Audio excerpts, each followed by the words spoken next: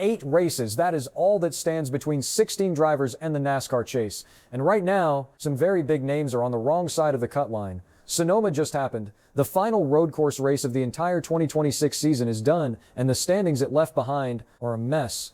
3 drivers dropped out of the playoff picture in a single afternoon. A 3-time champion is sitting below the cut line, and the window to fix it is closing faster than most people realize. The spotter sees everything, and today we are breaking down the NASCAR Chase bubble after Sonoma and who is in serious danger of watching the playoffs from their couch. Let's not sugarcoat this. The 2026 Chase format locks in the top 16 drivers in points after 26 races. There are no wins required to make it in. You just have to outlast everyone else in the regular season. That sounds simple, but what Sonoma just proved is that a single afternoon can erase weeks of work. And for the drivers we are about to talk about, the math after Sunday is not pretty. Let's start at the exact cut line. Sitting in 16th place right on the bubble is Cindric. He finished 13th at Sonoma. He scored stage 2 points. He did everything right. And yet he still sits just 12 points above 17th place. 12 points. That is the margin between being a playoff driver and going home. Now here is the detail that makes Cindric's situation genuinely uncomfortable. The driver directly below him is Erik Jones. Jones had the worst day of anyone in the top 20 at Sonoma. He finished 23rd and scored just 17 points. He dropped 3 positions in the standings in a single race, falling from 14th all the way to 17th outside the chase entirely. Jones was inside the bubble going into Sonoma. He came out on the wrong side of it, and the scariest part of his situation is the schedule. Chicagoland is this Sunday, then Atlanta, North Wilkesboro, Indianapolis, Iowa, Richmond, New Hampshire, and Daytona. 8 races, all ovals or superspeedways. And Jones now needs to gain ground on a driver in Cindric who is motivated, experienced, and backed by a 3-time champion organization in Team Penske. 12 points, 8 races.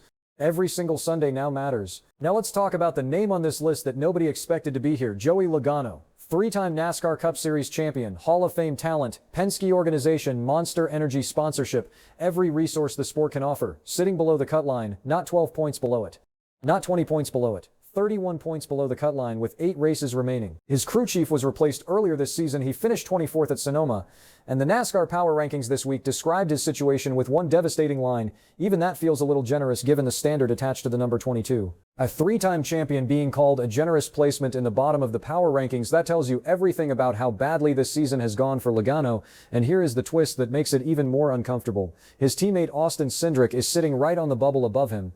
Team Penske has 2 drivers fighting for the same playoff real estate. One of them is 12 points above the cut line. One of them is 31 points below it. That is not a team in a strong position heading into Chicagoland. That is an organization with its back against the wall. Now let's talk about Allmendinger, Kaulig Racing, former road course specialist. The kind of driver you expect to feast on the Sonoma and Chicago street course weekends. But the Chicago street course is gone in 2026, and Sonoma, his best shot of the entire remaining season, did not deliver what he needed. He finished 16th. He lost 5 more points to the cut line. He now sits 26 points outside the provisional chase field, and here's the number that should concern every Allmendinger fan. He has just 48 stage points on the season. Stage points are the quiet currency that separates bubble drivers from eliminated drivers over a long season. When you are 26 points outside the chase with 8 races left and your stage point total is that thin, you are not just outside the bubble, you are running out of tools to get back inside it. The NASCAR Power Rankings said it directly this week. He may have missed his best chance to kick the door open, and now the ovals begin. Allmendinger has 10 Cup starts at Chicagoland with no top 10s and a 21.3 average finish. This weekend is not historically kind to him. Now here is the one that stings the most. Brad Keselowski, the 2012 NASCAR Cup Series champion, co-owner of RFK Racing. A driver who, 4 races ago, sat 55 points above the cut line. A comfortable, protected position with plenty of runway, and then 4 awful finishes happened. He is now 13 points below the cut line, 55 points above it 4 races ago, 13 points below it today. That is a 68-point swing in 4 races, in the wrong direction. The Power Rankings noted something interesting about Keselowski this week. They said the fact that he is only 13 points back after 4 awful finishes is actually a sign that he can rally quickly, which means the flip side is also true. If he has another bad race, that 13 points becomes 30, becomes 40, becomes a hole that 8 races might not be enough to dig out of. Keselowski is not panicking yet, but he is no longer safe. And in a chase format where the regular season cutoff comes at race 26, with 18 races already gone, the margin for another 4-race slide simply does not exist. Now let's zoom out and look at what all of this means for Chicagoland specifically. This is a 1.5-mile oval that has not hosted a cup race since 2019. Nobody has a notebook advantage. Nobody has recent data to lean on. That creates a scenario where any driver in this field can have a great day or a terrible one based entirely on what they figure out in Friday's practice session. For the drivers above the cut line, that unpredictability is their worst nightmare. A bad setup, a mid-race incident, a mechanical failure on a track where nobody knows exactly how the car will behave, any of those things could flip the standings again the same way Sonoma did.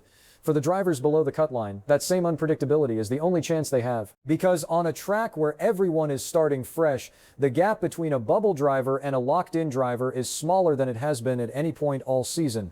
The spotter sees everything. Here is my take. The Chase bubble story in 2026 is not about who is fast enough. Most of the drivers we talked about today have the talent to be in the playoffs.